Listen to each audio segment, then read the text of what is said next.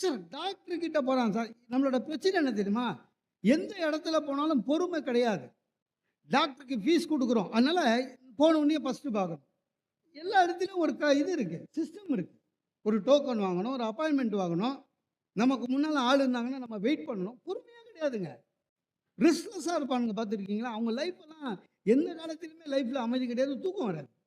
எல்லாத்துலேயுமே டென்ஷனாக இருக்குது. ஒருத்தர் பார்த்துட்டு படித்தவன் பார்த்துட்டு வந்து சொல்கிறான், டாக்டர் வேஸ்ட்டு, ₹500 பிடுங்கிட்டான்றான். டேய், அவன் எம்டி எம்சிஹெச் படிச்சிருக்கா, பிடுங்கிட்டான். ஏன்டான்னு ஒரு தெர்மாமீட்டர் வச்சு பார்க்கல, ஒரு ஸ்டெத்தோஸ்கோப் வச்சு பார்க்கல. என்ன டாக்டர் அப்படின்னா, எனக்கு கூட கரெக்ட் தான் போல இருக்குது. ஏன்னா என்னடா உடம்புக்குன்னு, முட்டி வலின்னா. டேய், முட்டி வலிக்கு எதுக்குடா தெர்மாமீட்டர் வைக்கணும்? இவன் என்ன நினைக்கிறான் சார், ₹500 எல்லாம் பண்ணணும். முட்டி வலிக்கு போனவனுக்கு தெர்மாமீட்டர் எதுக்கு? இவன் எதிர்பார்க்குறான். என்னைக்காவது நாம் கியூவில் நின்று இருக்கோமா, இல்லை கியூவில் அமைதியாக நின்று இருக்கோமா? அந்த அந்த அந்த நாகரிகமே இன்னும் வரல. கியூவில் நிற்கிறது, ஒரு ப்ளீஸ் சொல்கிறது, ஒரு தேங்க்ஸ் சொல்கிறது ஒன்றுமே கிடையாது. எல்லாத்துலேயுமே ஒரு கோயிலுக்கு போங்க சார், கோயிலுக்கு போகிறோம், சாமி கும்பிட்டு தானே போகிறோம். அதுக்குன்னு கொஞ்சம் டைம் ஒத்துக்கோ. அங்கே எதுக்கு அர்ஜென்ட் காமிக்கிற? ரொம்ப கஷ்டம் சார். சார், சிறப்பு தரிசனம்னு எப்போ வந்ததுங்க கோயிலில்? அதுக்கு காரணம் யார்? நம்ம தான். முன்னாடிலாம் சிறப்பு தரிசனமே கிடையாது, எல்லா தர்ம தரிசனம் தான் இருந்தது. நம்ம ஆளுங்க என்ன பண்ணுறது, கோயிலுக்கு போய் உடனே சாமி கும்பிடணும். அதனால் அந்த ஐயரை என்ன பண்ணுறது, சாமி சாமி சாமின்னு ஐயர் கல்லில் படுற மாதிரி ஒரு ₹20 சாமி சாமின்னா. அவர் பாவம் நல்லவராக தான் இருந்தார். ₹20 பார்த்துட்டு வாங்கோ அப்படின்னாரு. அதுக்கப்புறம் யார் யார் ரூபா காமிச்சாலும் வாங்கோன்னாரு.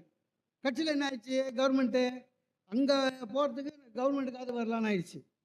நவகிரகம் சுற்றும் போது பார்த்துக்கிறீங்களா, இடிச்சிட்டு போகிறான் சார். எதுக்கு? நீ 9 சுற்று சுற்றவே வேணாம், கடகடன்னு சுற்றி எத்தனை நம்பர் சுற்றுனான்னு அவனுக்கு தெரியாமல் சில பேர் ரிவர்ஸில் சுற்றி கழிக்கிறான் சார் சொல்லி. எல்லா இடத்துலும் பொறுமை இல்லாமல் இருக்கிறது. ஒன்றே ஒன்று சொல்கிறேன், எந்த நாட்டிலையும் இந்த மாதிரி நடக்காது சார். ஒரு பையனுக்கு கடவுள் மேலே நம்பிக்கையே இல்லை. இந்த பையன் வந்து ஜப்பான் பையன், சுத்தமாக நம்பிக்கை இல்லை. அவங்க பேரண்ட்ஸ் சொல்கிறாங்க கடவுள் இல்லை அப்படின்ட்டான். உடனே அவங்க பேரண்ட்ஸ் என்ன பண்ணாங்க, சர்ச்சுக்கு கூட்டிட்டு போய் ஃபாதர்கிட்ட, இவன் உல்ட்டாவாக இருக்கான், கடவுள் இல்லவே இல்லைன்றான், எந்த கடவுளும் இல்லைன்றான், மதம்லாம் கடவுளே இல்லைன்ட்டான் அப்படின்னாரு. ஃபாதர் சொன்னாலாம், டேய் நீ ஒரு 6 மாதம் அமெரிக்காவில் போய் இருப்போம். அமெரிக்காவில் போய் இருந்தான், இருந்துட்டு வந்தான். ஃபாதரை பார்த்தான், இப்போ சொல்லு கடவுள் இருக்காரா? இல்லை ஃபாதர். அப்படியா, சரி நீ ஒரு 6 மாதம் சைனாவில் போய் இருப்போ. சைனாவில் போனான், ஒரு 6 மாதம் இருந்தான், வந்துட்டான். கடவுள் இருக்காரா? இல்லை. அப்போ நீ இந்தியா போ, ஒரு 6 மாதம் இருந்துட்டு வேணாம். சார் 5 நாளில் திரும்ப வந்துட்டான் சார். கடவுள் இருக்கார், கடவுள் இருக்கார்னா. ஏன்னா அங்கே போய் பாருங்கள் டிராஃபிக்கை. இந்த டிராஃபிக்கை உயிரோடு இருக்கிறது பெரிய விஷயம், கடவுள் தான் காப்பாற்றுறாரு. டிராஃபிக் ஜாம் ஆகிறதுக்கு யார் சார் காரணம்? நம்மக்கிட்ட இல்லாத பொறுமை தான். ஒருத்தர் பின் ஒருத்தர் போகணுன்ற ஒரு முடிவு, பொறுமை இருந்ததுன்னா என்னைக்காவது டிராஃபிக் ஜாம் ஆகுமா? ஆகாது. நீங்கள் ஆள் இல்லாத ரயில் பாதை இருக்குல்ல, அது பார்த்துக்கிறீங்களா? அது வந்து இவ்வளோ பெரிய ராடு, பார்த்துருக்கீங்களா? நீங்கள் இனிமேல் அதை கடக்கும் போது தயவு செஞ்சு பாருங்கள், அத்தனை பேர் ராடு நடுவில் வளைஞ்சிருக்கும். அது வளைச்சது யார்? நம்ம வண்டி எடுத்து போயிட்டு சைடாக போய் அது ஏன் போடுறான்? ட்ரெயின் வரப்போகுதுன்றது போகிறான். ஒரு 2 நிமிஷம் பொறுக்க முடியல, அது உள்ளே போய் மாட்டி.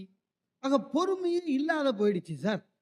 பொறுமையாக இருக்கணும்னு வச்சுங்க. இன்றைய நிலைமையில் பொறுமையாக மகிழ்ச்சியாக இருக்கிறது வெறும் சாமியாருக்கு தான். எத்தனை கேஸ் போடுங்க, கோச்சிக்கவே மாட்டான்.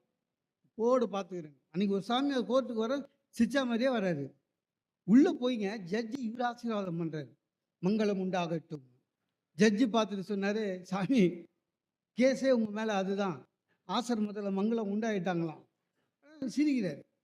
ஜாமீன் வாங்கிட்டு சென்று வருகிறேன்னாரு. மறுபடியும் ஜட்ஜி சொன்னார், சாமி தப்பாக நினைக்காதீங்க, இந்த இடுகாடு, போலீஸ் ஸ்டேஷனு, கோர்ட்டு இங்கெல்லாம் வந்தால் போயிட்டு வரேன்னு சொல்லக்கூடாது பண்ணாங்க. அதுக்கு இவர் சொல்லியிருக்காரு, அது எனக்கு தெரியும், ஆனால் உங்களுக்கு தான் என்ன தெரியல, என் மேலே 17 கேஸ் இருக்குது, வந்து போகிற இடம் தான், விடுங்க அப்படின்னு. சார் நிதானம் இருக்கணும் சார், பொறுமை இருக்கணும் சார். யாராவது நம்ம வள்ளுவர் என்ன சொல்றாரு, யாராவது உன்னை இழுந்தா கூட பரவாயில்ல பொறுமையாக இருன்றாரு. எப்படி முடியும்? முடியணும். நான் அதை அனுபவத்தில் பார்த்துருக்கேன். சார் எங்கள் ஆஃபீஸில் சில்வர் ஜூப்ளிக்கு எல்லா அரேஞ்ச்மெண்ட்டு பிரம்மாண்டமாக அரேஞ்ச்மெண்ட்டு. என்ன பண்ணிட்டாரு ஜிஎம், நீ வந்து வி சீஃப் கெஸ்ட் டெல்லியிலேருந்து வந்தார், அவரை ரிசீவ் பண்ணு, ஹோட்டலில் போடு அப்படின்னாரு. ரைட்டுண்ணா. அடுத்த நாள் ஃபங்க்ஷன் அன்னைக்கு கார் பார்க்கிங் நீ இன்சார்ஜ். ஓகே. பொறுமை வேணும் சார். நிறைய பேருக்கு பொறுமை கிடையாது சார். பக்குவப்படுதல் வேற, பதப்படுத்துதல் வேற, ரெண்டுத்துக்கு வித்தியாசம் இருக்கு. ஒரு மாங்காவை எடுத்துன்னு வாங்களேன், ஃப்ரிட்ஜில் வைங்க, 2 நாள் கழித்து பாருங்கள் மாங்காவாகவே இருக்கும், கெட்டு போயிடாது மாங்காய், ஆனால் மாங்காவாகவே இருக்கும். அது பக்குவப்படுத்துவதில்லை, பதப்படுத்துவது.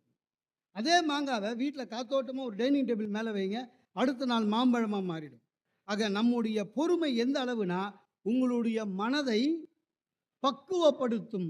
பொறுமை இல்லை என்றால் நீங்கள் பதப்படுத்துவது தான் ஒன்று. யாராக இருந்தாலும் சரி சார்.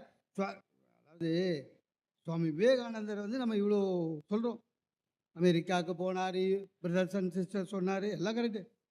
ஆனால் விவேகானந்தர் போனதே ஒரு தப்பான நாள். அங்கே ஆக்சுவலாக மாநாடு நடக்குது செப்டம்பரில். விவேகானந்தர் தவறுதலாக ஜூலையிலே போயிட்டார். செலவுக்கு காசு கிடையாது, கொண்டு போன லெட்டரை தொலைச்சிட்டாரு. கடும் குளிர் அமெரிக்காவில், தாங்க முடியல. அவர் எழுதுகிறாரு, ஒரு 100 முறையாவது யோசித்திருப்பேன் திரும்பி விடலாம் இந்தியாவுக்கு என்று. ஆனால் நான் பொறுமை காத்ததன் பலனை இன்று அனுபவிக்கிறேன். இல்லை என்றால் இந்த வெற்றி என்னை அடைந்திருக்காது. சுவாமி விவேகானந்தர் பொறுமையாக இருக்கணும். உடனே திரும்பி வந்திருந்தாருன்னா இன்னைக்கு நம்மளுக்கு விவேகானந்தர் தெரிஞ்சிருக்காது. பொறுமை நிறைய பேருக்கு அது இல்லை. யார் எதை சொன்னாலும் சரி சார், கொஞ்சம் ஒரு நிமிஷம் பொறுமையாக இருங்க போதும். யார் எதை சொன்னாலும் சரி கொஞ்சம் பொறுமையாக இருக்கணும். இந்த உலகத்தில் நிறைய விஞ்ஞான கண்டுபிடிச்சவர் எடிசன் இல்லையா? அவரை பார்க்க ஒரு பெரிய மனுஷன் போனார், அவரும் சயின்டிஸ்ட்டு.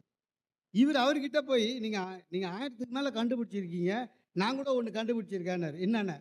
ஒரு என்ஜின் கண்டுபிடிச்சிருக்கேன், அதை வச்சா அது ஓடும். எடிசன் சொல்லியிருக்காரு. எவ்வளோ பெரிய ஆராய்ச்சியாளர், அவர் சொல்லியிருக்காரு அதெல்லாம் ஓட முடியாது. ஒன்று ஒரு பொருளை இழுக்கணும், இல்லை தள்ளணும், தானாக போகாது. ஒரு 5 நிமிஷம் பொறுமையாக இருந்து சொல்கிறது அறிவாளியாக இருந்தால் கூட பரவாயில்ல, சொல்கிறத இந்த காதில் வாங்கிட்டு பொறுமை காத்து அந்த முயற்சியை சற்றும் விடாமல் வெற்றி கண்டவர் தான் ஃபோர்டு. அவரால் தான் கார் கண்டுபிடிச்சி. இன்றைக்கி உலகத்தில் எங்கேயாவது ரோடு இருக்குதுன்னா அது ஃபோர்டால் தான். ஆக எதுவாக இருந்தாலும் சரி, உங்களுக்கு வெற்றி வேண்டுமா, பொறுமை இருக்கணும்.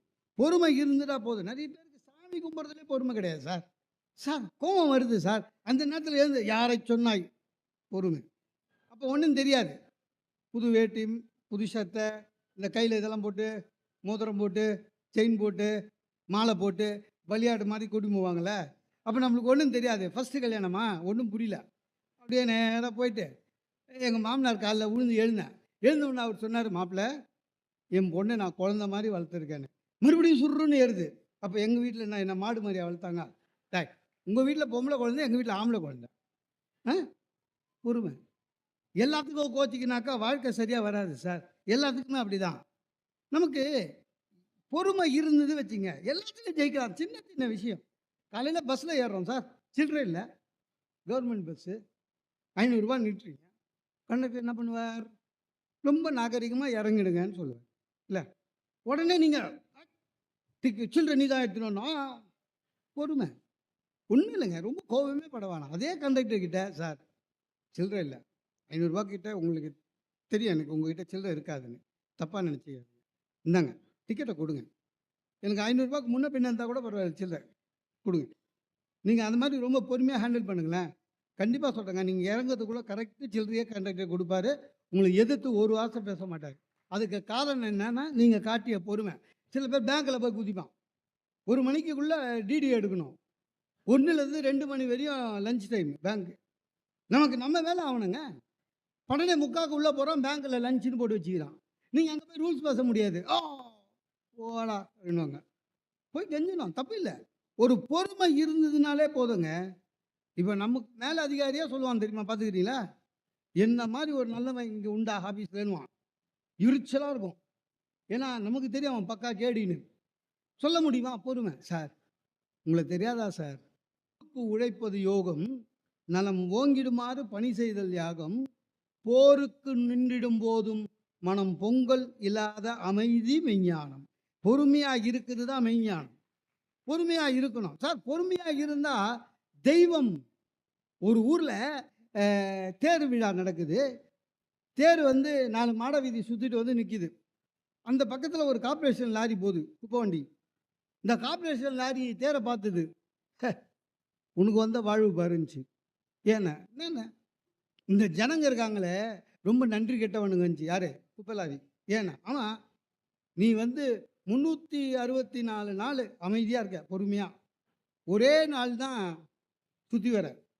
நான் 365 நாளும் ராத்திரி பகலும் காலையில சாயங்காலம் ஒவ்வொரு தெருவுக்குள்ள போய் குப்பை எடுத்துன்னுக்குறேன். ஆனா இந்த ஜனங்க ரொம்ப நன்றி கெட்டவனுங்க. என்னன்னா, உன்னை பார்த்தா கும்புறான், நீ வருஷத்துக்கு ஒரு நாள் தான் வர. என்ன பார்த்தா மூக்க முடியும். நன்றி கெட்டவங்க இது. சரி சொல்லிட்டான். அப்படி இல்லை, ஜனங்களை தப்பு சொல்லாத. 364 நாட்கள் பொறுமையாக காத்திருந்ததனால் என் உள்ளே தெய்வம் வந்து நின்றது. அதனால் மக்கள் என்னை கும்பிடுகிறார்கள். 365 நாளும் வந்தாலும் உன் உள்ள குப்பை இருக்குது. அதனால தான் மக்கள் மூக்க குடிக்கிறார்கள். பொறுமை காலுங்கள், தெய்வம் உங்களிடம் குடிபுகும். பொறுமை இல்லைன்னா குப்பை தான்.